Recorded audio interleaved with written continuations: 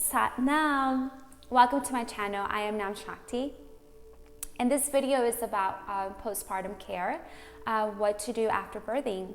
And I know that this was very important for me to make this video because after I gave birth, I totally forgot what to expect, and each birthing was very different, and each one I forgot what to do, and I feel like the whole birthing process, we all forget what to do. So it's very important that I make this video for you so you know what to expect, even if this is your first, your second, or your third child, or your fourth, and so on. It's always nice to know what to expect after birth. And I'm living my life as a yogi lifestyle. We have that same rule as the 40 days, just like any other culture. There's the 40-day rule, and I know for me, I couldn't stay home all the time. It was a little overwhelming not being able to go outside and being able to do things. But I do feel that those 40 days are very important, and now I kind of wish that I would have listened to my body and I would have just really stayed home and laid in bed more and did minimal of work. I was a little anxious, and I do get overwhelmed when my house is dirty, so I started cleaning, and I just started doing things all around the house, and I should have just stayed in bed. And I know that after my 2 weeks I felt better, and I felt like my body was coming back to normal, so I started cleaning. I stopped bleeding after 2 weeks, so I started cleaning the house, I started getting things together, and then I started bleeding again.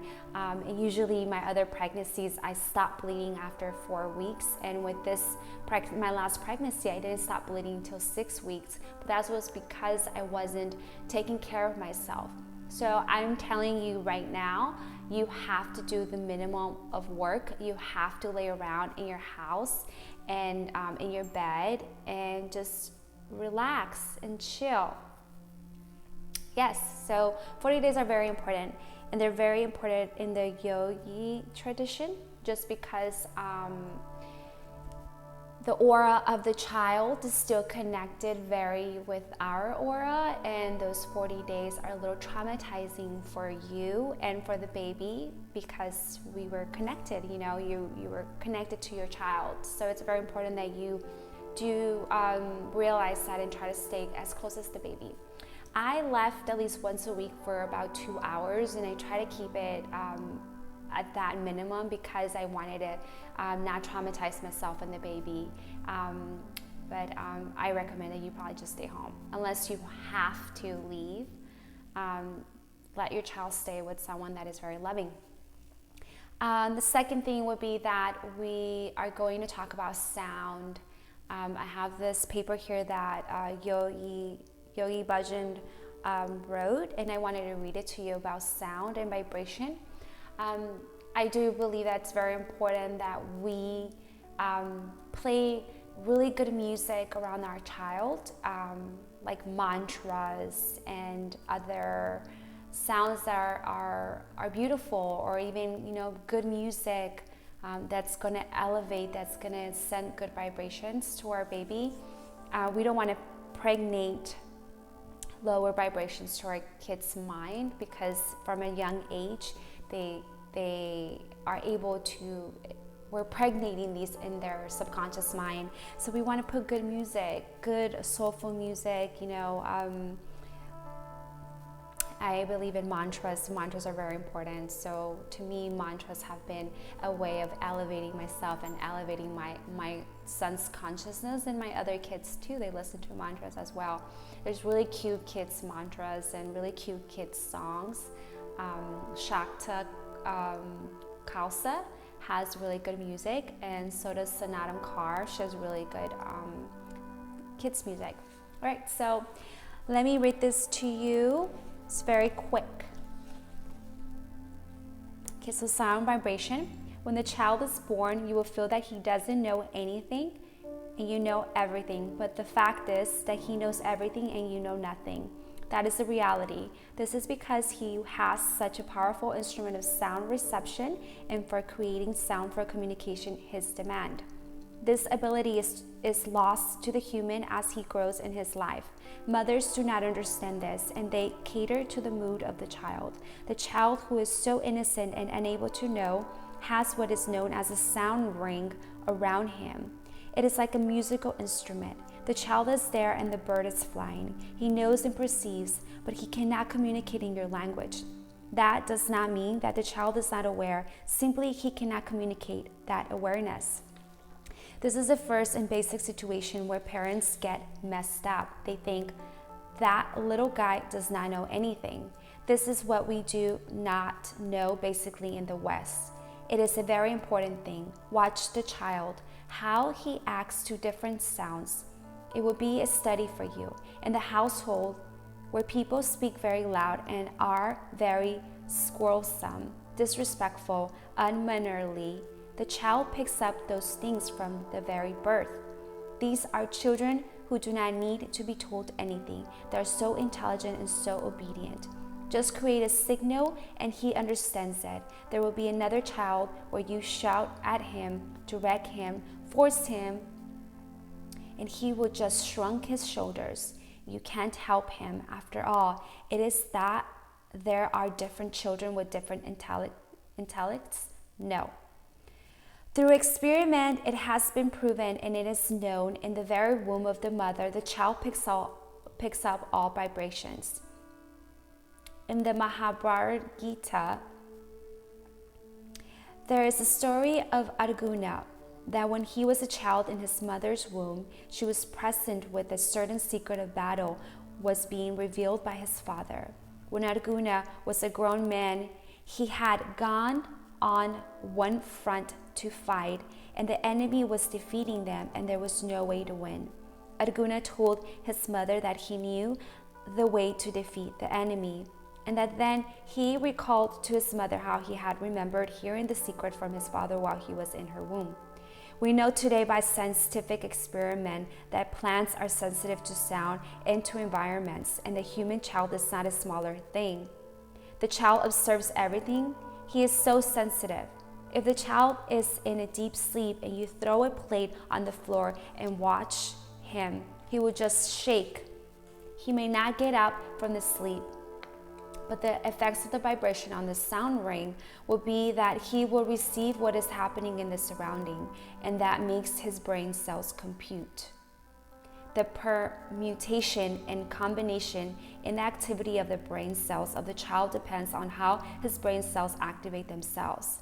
This sound current, this projection of sound of the child, is responsible for activating his brain cells. It is not a very small situation. The total sound which happens in the environment is that which builds his intelligence and his intellectual capacity. The sound ring of the brain and the magnetic field will establish the contact of the basic physique of his magnetic field with the universal magnetic field. That is why you call it 3 years of the fundamental foundation of the child.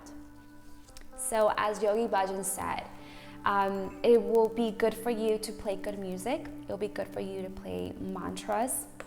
It will be good for you to have an environment of good soulful music. Otherwise, if you play rap or you play these very heartbreaking songs, you yourself is going to feel the lower vibrations, and you yourself is going to feel sad. And don't forget, kids are like sponges. They get all the energy that we feel. The kids feel them too.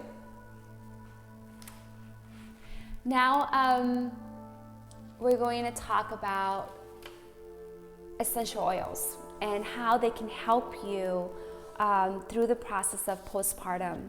And you know, a lot of women do get postpartum depression, and they don't even know that they have postpartum depression. So it's very good for you to use essential oils for those reasons that you want to avoid getting postpartum depression.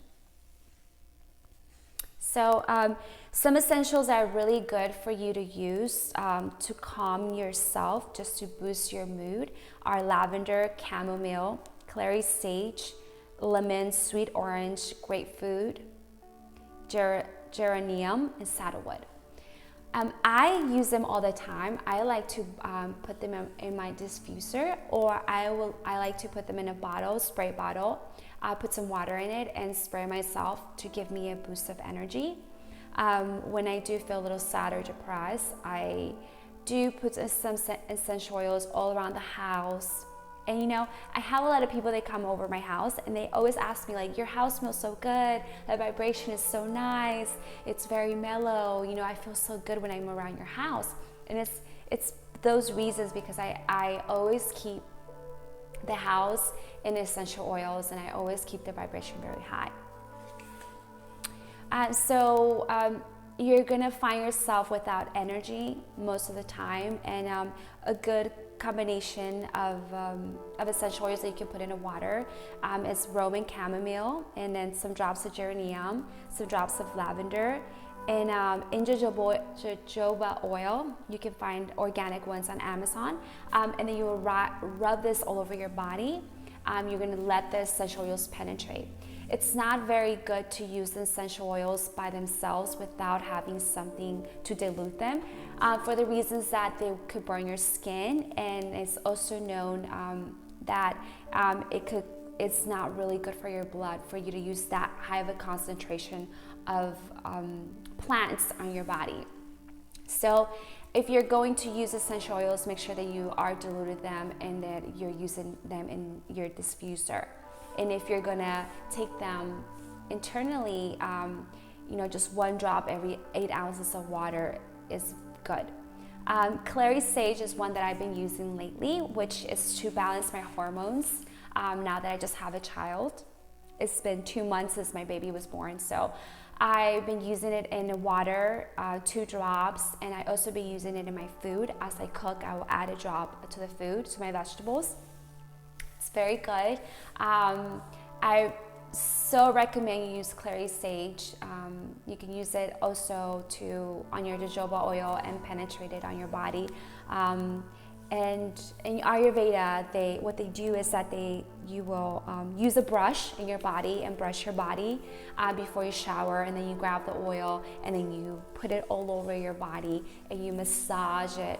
So I love the jojoba oil, but you can use almond oil, and I also believe they use olive oil, whichever one you like the best. I like jojoba oil because it's not so heavy and it's not so greasy, and it really does penetrate the skin and it leaves your skin very soft.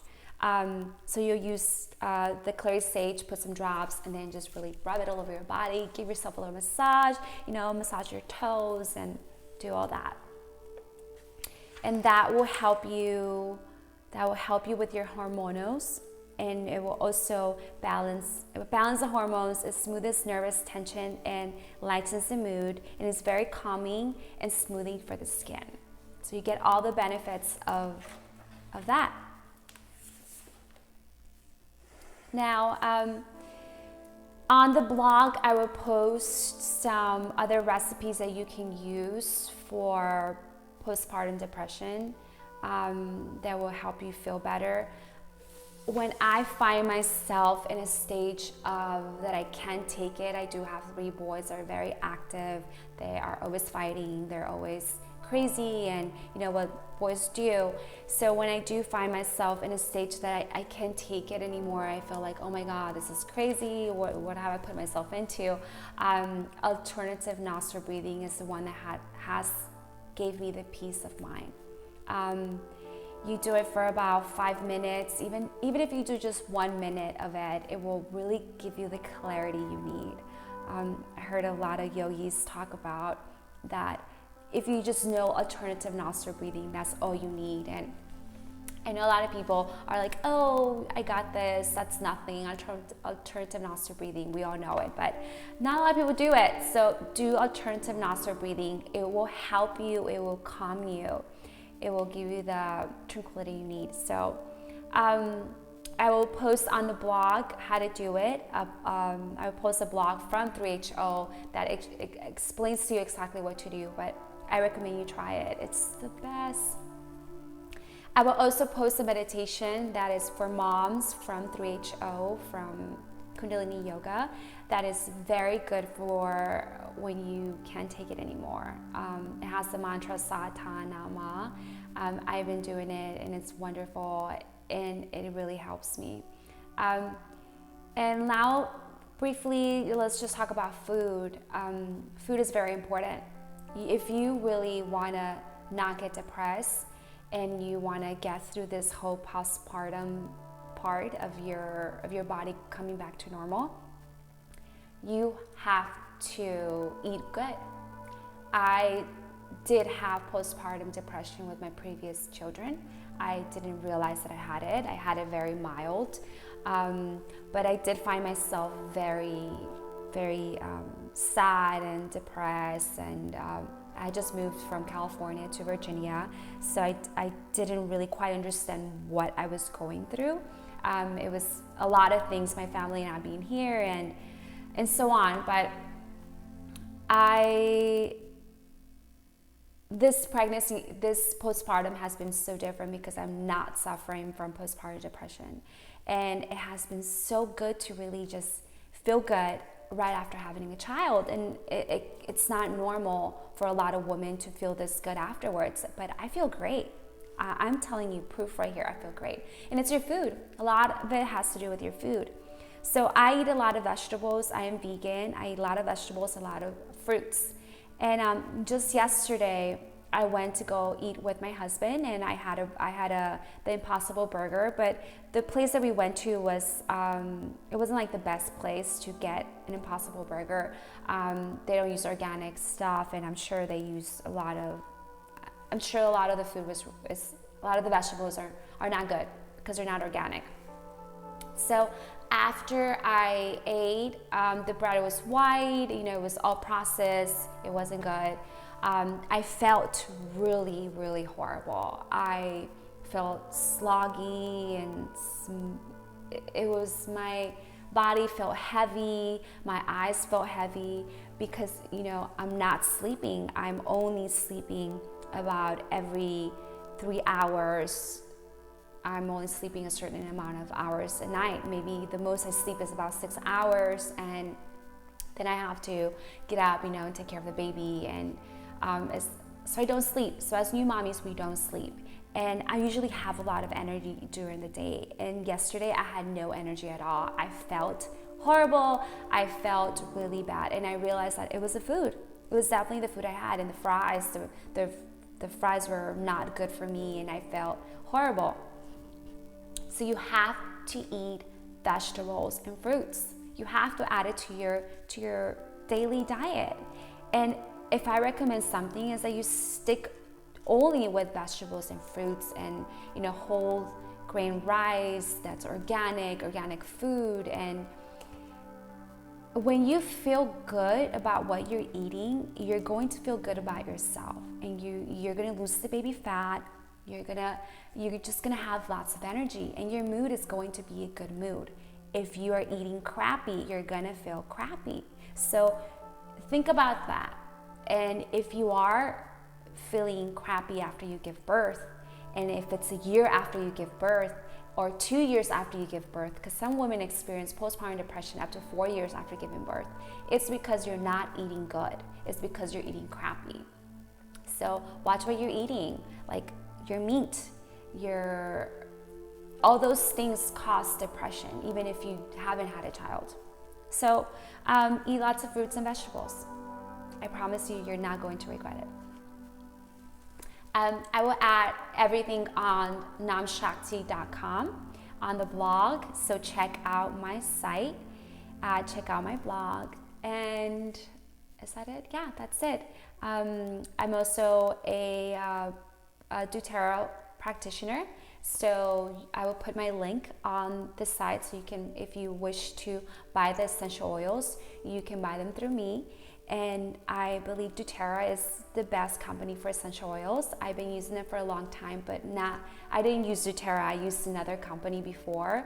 And when I found doTERRA and that you were able to take them in your drinks and put them in your food, I couldn't believe it, because the essential oils that I was using from Whole Foods and from other stores, you were not able to do that. So I believe that doTERRA is one of the best companies, and It's one of the best companies. So you should go ahead and buy it from me if you want. Or if you find someone else that sells doTERRA, get your doTERRA oils. All right, my loved ones, I love you so much. And if you have any questions, shoot me a message, an email. I'm also doing healing coaching, which consists of prayer, meditation, and energy healing. We go through a whole process of what you're eating and what you're doing and all of that in the healing. It's on my website. You can find it under healing, under services. I love you. Sat Nam.